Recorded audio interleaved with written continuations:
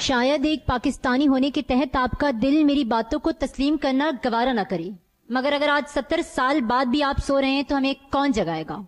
ऐवान में पेश करदा करारदाद हम आजाद हैं कि जहां लफ्ज हम से मुराद महज मैं और आप जो एयर कंडीशन कमरों के बगैर बैठना तसव्वुर नहीं करते, या फिर मेरे मुखालिफ में आने वाला ये शख्स जो सिर्फ और सिर्फ जज्बातियत पर मुनहसर बातें करके इस अवाम का ज़मीर एक बार फिर मुर्दा कर देना चाहता है, वो नहीं है। बल्कि यहाँ लफ्ज हम से मुराद वो गरीब मजदूर तबका भी तो है कि जो तपती हुई धूप में अपने कमजोर जिस्म पर अपनी बूढ़ी हड्डियों से ज्यादा वजन उठाता है।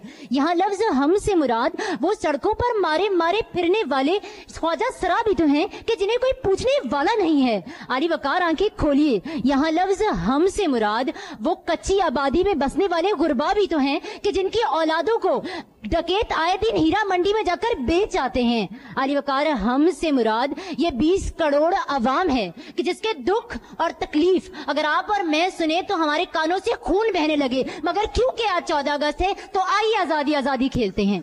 आली वकार करारदाद में लफ्ज आजाद भी बड़ी अहमियत का हामिल है, क्योंकि आजाद तो आज वो सिर्फ वो हुक्मरान है कि जो सिर्फ अपने प्रोटोकॉल के खातिर 9 साल बच्चे को अपनी गाड़ी तले रौंद कर चले जाते हैं। आजाद तो सिर्फ और सिर्फ वो हुक्मरान है कि जो यहाँ का पैसा खाकर बाहर ऑफशोर कंपनियां बनाते हैं। आली वकार और फिर इस मुल्क में उनके अगेंस्ट जाने वाला कोई कानून नाफिज नहीं होता।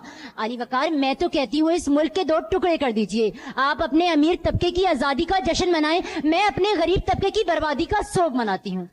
क्योंकि आली वकार हम आज भी गुलाम हैं। हम गुलाम हैं फिरका वारियत के कि जो एक दूसरे के पीछे नमाज पढ़ना गवारा नहीं करते। हम गुलाम हैं अपनी इस अतदाल सोच के कि गैरत के नाम पर औरत को कत्ल कर देते हैं। आली वकार हम गुलाम हैं, हम आज भी गुलाम हैं अपनी बनाए हुए आधे अधूरे दीन के कि गुस्ताखे रसूल का ठप्पा लगाकर किसी को भी मौत की भेंट चढ़ा देते हैं।